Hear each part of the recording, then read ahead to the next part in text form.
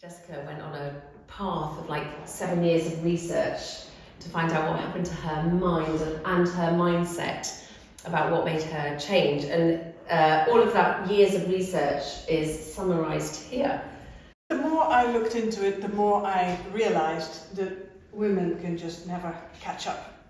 That was obviously infuriating, but it also puzzled me because at the same time, billions of euros, dollars were invested in changing this situation. All this effort that was being done, was it all wasted? So indeed, I started researching that. We need to shift our perspective from that narrow focus on gender towards these two broad value systems that we are all driven by, which I have called our we mind and our me mind. Roughly speaking, our we mind focuses on the well-being of others, sometimes even if that is at our own expense. Our me mind focuses on our own well-being, sometimes if that is at the expense of others.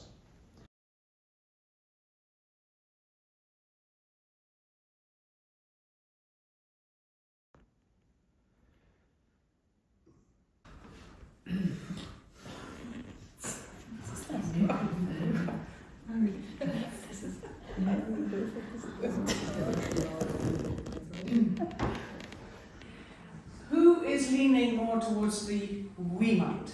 Hands up. Okay. And who is leaning more to the me mind? And who is in the middle? Oh, yeah.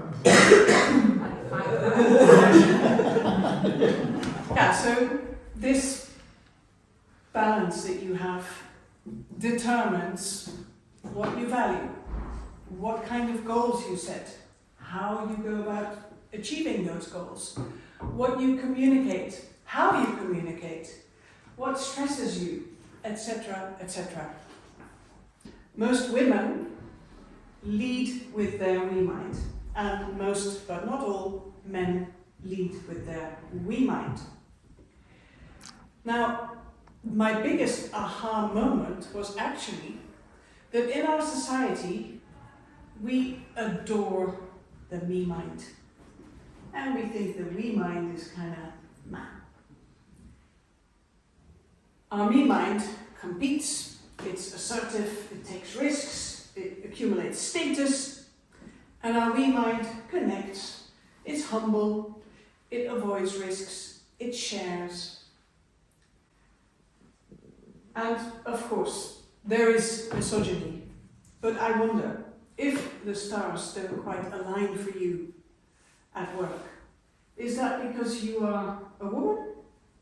Or is it because you lead with your we mind and this world was built by and for the me mind?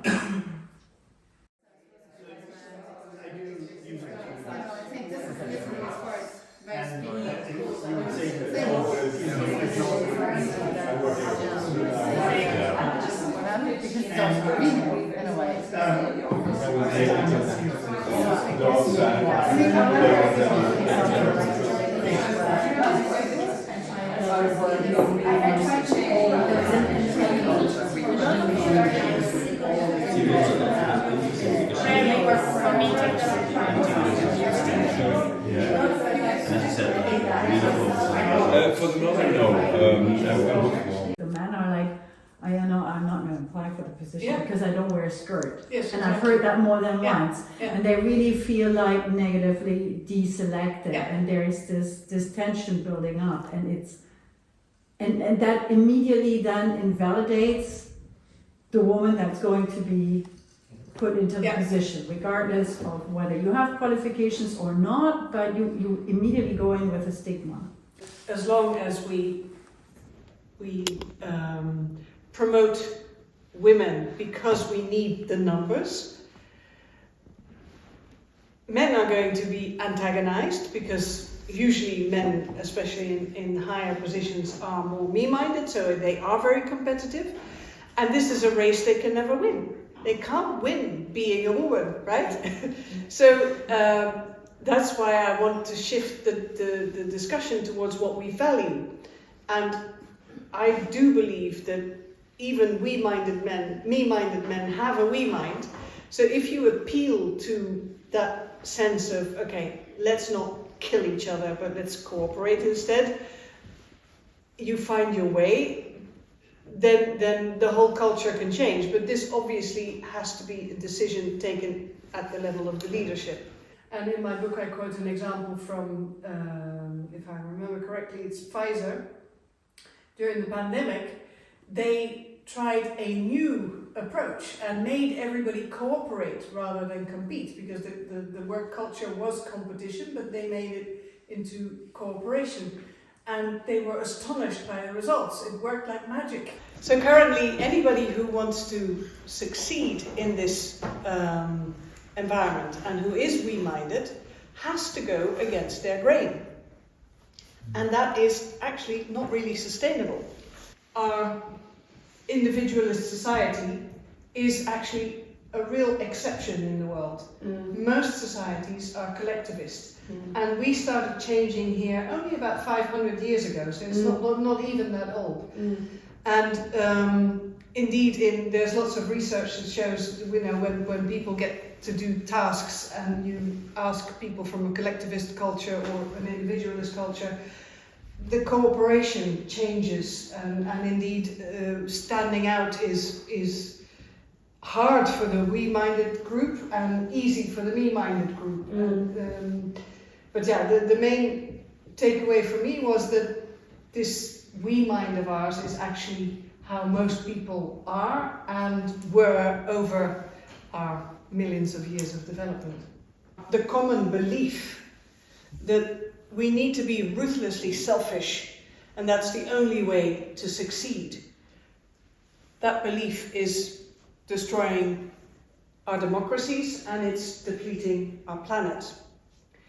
Leadership, by definition, is we-minded. It's supposed to benefit the group. Leaders often are me-minded, and that's because they need a me-mind. Because apart from being self-centered, the me-mind is also what enables us to charge ahead and pursue a vision.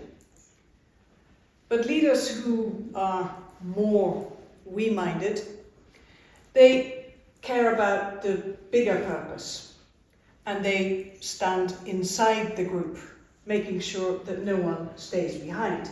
So I wonder, how would our world, what would it be like if our world were run by both we-mind and me-mind values?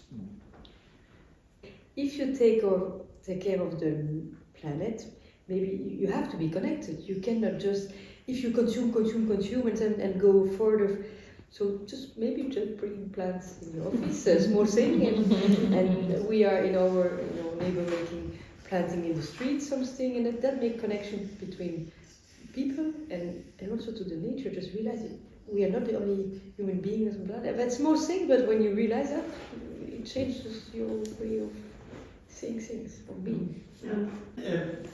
Landing a person on the moon, in 69, was that do we consider that a we-minded or a me-minded quest? Me-minded, I would say. You would say me-minded. I would say me-minded, yeah. The me-mind often pursues self-expression, and to call it self-expression for the sake of self-expression. And this was something that, it could be done. And I'm not saying that this is not a judgment. I'm not saying that it's bad. I'm more saying that it's the me-mind that does these things. Our we-mind is much more, let's not rock the boat, let's keep everybody happy, let's the status quo is fine as it is. You say maybe we need a major catastrophe when the whole system breaks down and all of a sudden, you can't go to the supermarket, this and that. You have to start relying on others, because on your own you won't be able to survive. I quote a psychiatrist who has done a lot of research into right brain thinking and left brain thinking, which correlates to we mind and me mind. Me mind being more left brain thinking, left hemisphere thinking. And he believes that our society is indeed adoring the left hemisphere thinking and thereby ultimately destroying itself. I'm really shortening this. His book is 800 pages long. So the markers of success for our we mind are a sense of belonging, a sense of duty and responding to that duty, acting in line with expectations and social norms, knowing that you contribute. And our we mind views the self through the eyes of others. So it can't do the self-praise we're told to often do if you want to be successful. Our me mind, on the other hand, sees ourself as separate. So a marker of success is to be able to go it on your own and to be independent, to have your self-expression, whether that's creativity or whether it's expressing your opinion. All those things are me-minded. Our me mind likes tangible results like more money, more power, a promotion, etc. To go beyond personal ambitions, I believe that it's a real big problem that we value our me mind over our we mind. And that's not to say that I think we should value our we mind over our me mind. No, I believe we need both, but we need to find a better balance between that eager to win part of ourselves and the ready to share part of ourselves. That's how you create a fair society. And no one is perfect, but I do think that actually the European Union is doing quite a good job at this. Sadly, we see more and more leaders who are no longer interested in creating a fair society.